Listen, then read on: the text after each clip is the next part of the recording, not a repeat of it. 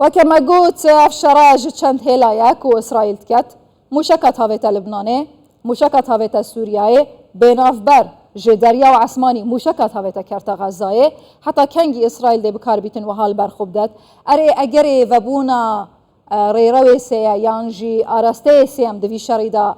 هيانا ميوانا كي من هي از دزيدا ترجوي بپرسم هجاي علي ضاحي روجنا مافانو نويسكار جي بيروت ديت قال ما بيتن هجاي علي قالك بخيرات يا كردستان 24 أفاد شد بيت إسرائيل تكتن هون وكا روجنا مافان جاري از بيجم جي بيروتي جاواري بون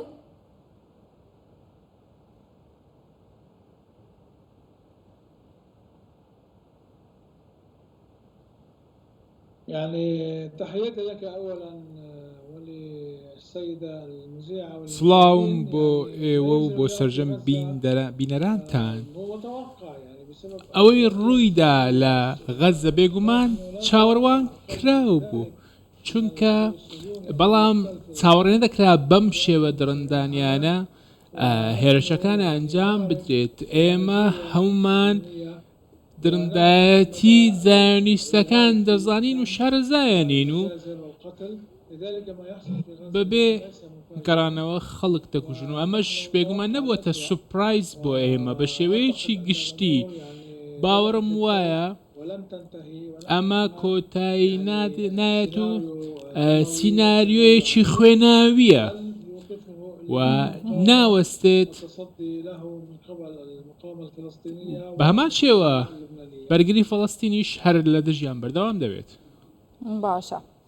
ئەڤەکو حزبوڵای لبنانی تکات موشەکات هاوێتە ئەسرائیلێ و هەمبەردا ئیسرائیل بەرسەوا موشەکێن وات دات دێ چ تەئسیرێکەتە سەر ئەمن و ئاسایشە لبنانێ؟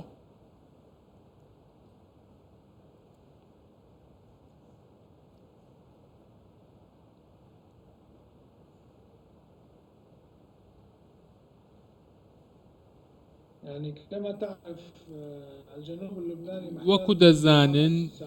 باشووری لوبنان لە نەوەدەکانەوە داگیر کراوە و ئێستاش هەر بە داگیرکراوی ماوەتەوە و بەشێکی زەمینیە و بەشێکیش دەریاییە مەجموع کۆمەڵێک گوندەوار هەن وەک گوندی خەزەر کە سەنجەم ئەوانە لەژێر دەسەڵاتی داگیرکاریدان کە ئەمەش دژی دەستوری لوبنانە مافێکی زۆر ڕەوایە کەوایە لوبنانیش بێت و بەرگری لە خۆی بکات و ڕوبەروی داگیرکاری ببێتەوە بۆیە هێزی ڕوبەڕووبوونەوەی لوبنانی مافی خۆیەتی دژی ئەم داگیرکاریە بوەستێتەوە کە ماوەیەکی زۆرە لە 2006 ئەم کێشەیە بەردەوامە ئیسرائیل هێرشی دژمنکارانەی هەیە بەرامبەر بە لوبنان و خاچی لوبنانی بەزاندووەتەوە بۆیە لوبنان مافی خۆیەتی پارێزگاری لە خۆی بکات و پارێزگاری لە کیانی خۆی بکات لە دژی زایۆنیستەکان لە کاتێکدا پێویستە هەمیشە هەنگاوێک لە پێشەوەش بێت. باشە جناب هوا چاوەڕێی وەبوونا ئاراستەیە سێم یە شەڕ دکە دگەل ئیسرائیلێ گەلەوە یانژی ئیسرائیل ئامادەیە ڤی شەڕی هەنێژی کەرتە غەزای بەرفرەحتر کەت وەکە بنیامین نەتانیاهو گوتی ئەف شەڕە دێ هەموو ڕۆژهەڵاتە ناوین بگۆڕی ئایا ئەف گوهارتنە دێ لەسەر ئاستێ سیاسی بن هەفپەیمانە بن یانژی دێ لەسەر ئاستێ سەربازی بن؟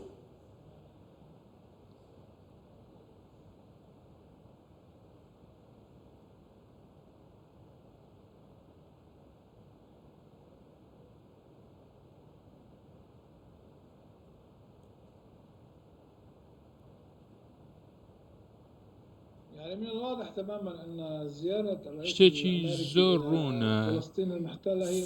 سەردانەکەی سەرۆکی ئەمریکا بۆ ئیسرائیل بێگومان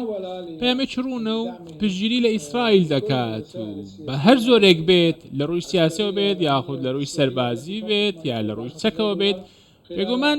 پاڵپشتی لە ئیسرائیل دەکات و بەردەوام دەبێت بۆیە ئێمە پێشبینی ئەوە دەکەین کە بەرەکە فراوان دەبێت و چەندین ئۆپەراسیۆنی سەربازی لەلایەن زایۆنیستەکانەوە دەکرێت لە ڕووی وشکانیەوە بۆ غەزە بۆیە فراوانبوونی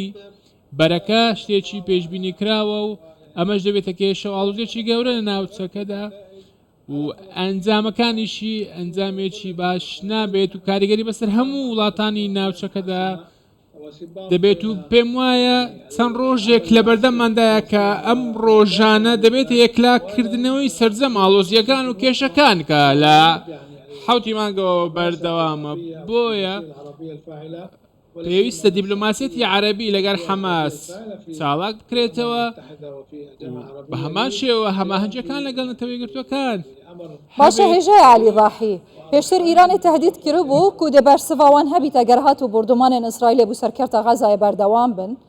بەرسڤژی دەوێران کەر بیتن چاوەڕی چ بەرسڤەکێژی ئیرانێ بکەین ممکنە بچ ڕەنگی بیت ڕاستەوخۆ یانژی هەر بڕێاڤان گروپا حزب الله و تەڤگەرە حەماس و ممکنە هەندە گروپێ دی.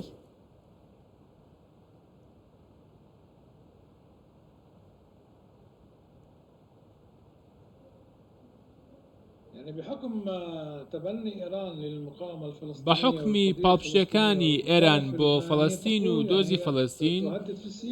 بێگومان لە ڕووی سیاسیەوە هەرەشە دەکات و ئێران هەڵوێستێکی ڕوونی هەیە لەو بارەیەوە و بە هیچ شێوەیەک خۆی نەکشاندوێتەوە لە پاڵپشتیکردنی مادی و معنەوی بۆ دۆزی فەڵەستین. تەنانەت وەزیری دەرەوەی ئێران ئاماژەی بەوەدا ببورن ئیبراهیم ڕئیسی ئاماژەی بەوەدا کە لە غەزە کۆمەڵکوژی کوشتارگەیەکی گەورە هەیە و بەڕێوە دەچێت بۆیە باوەڕم وایە کە هێرشەکانی ئێران تەنیا قسەیەک نییە یاواتە هەرشەکانی ئێران هەرچێکی ئاسایی بێگومان لەسەر بنەمایەکی استراتیژیدا قسەکان کراوە و ئەمەش وەکو هەرشەیەکە لە بەرامبەر فراوانبوونی بەرەی جەنگ لە بەرامبەر غەزەدا ئەگەر بێت و ئیسرائیل بە شێوەی وشکانی هێرش بکاتە سەر غەزە و ئەمەش کاردانەوەیەکی جیهانی دەبێت و بەڵام کەس نازانێت ئاخۆ استراتیژیەتی لوبنان بە هەمان شێوە استراتیژیەتی گشتی لە غەزە چی دەبێت و چی نابێت ئێمە نازانین ئەنجامەکەی چی دەبێت و نازانین لە ڕووی گۆڕپانیەوە استراتیژیەکان چۆن پێشتر ئەمریکای گوتی ئیسرائیلێت تو سەرێ خۆ بە حزبڵاڤە نەئێشینە خوپوەڤە مژیل نەکە حزبڵا پێلە هیڤیامەڤە تو هەرە تەڤگەرە حەماس ژناف ببە برایاتە ئەمریکا دێ چاوەشێتن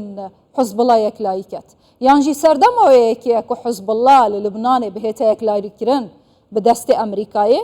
بچ ڕەنگ.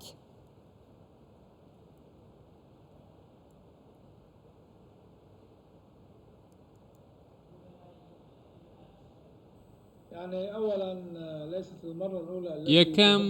دەمەوێت ئەمە بڵێم کە یەکەم جارە ئیسرائیل یەکەم جار نە ئیسرائیل هێرشێکی لەم جۆرە ئەنجام دات و یەکەم جاریش نییە بەو شێوەیە هێرش بکاتە سەر کەرتی غەزە. دەمەوێت ئەوەش بڵێم تەنانەت منداڵێکی فەڵەستینیش مابێت لە دژی ئیسرائیل دەزەنگێت لە پێناو ئەوەی شکست بە زایۆنیزم بێنێت و بە هیچ شێوێک ناتوانن کەرتی غەزە و حەماس بەلاوە بنێن بەڵام هێرشەکانی ئەمریکا بۆ حەماس و غەزە بێگومان ئەوە ماوە بیدێنێتەوە کە لە ماوەکانی ڕابردوشدا چەندین هێرش و هەڕەشەی و لەو زۆرەیە بووە بۆیە کاتێک سەیری مێژوو دەکەین بۆمان دەردەکەوێت کەوە بە هیچ شێوەیەک شکست نایەنن و خەڵکی فەڵەستین سەرکەوتوو باشە. هێژای عەلیلاف ئەو خەفتنێت تا هەندێکی عاتفی بوون زێدەتر من وسافام کرد گەلک سپاش بۆ هێژای عەلی ضاحی ڕۆژنەماڤان و نویسکار ژێ بەیروتێ تا هەر هەبی دەم باش.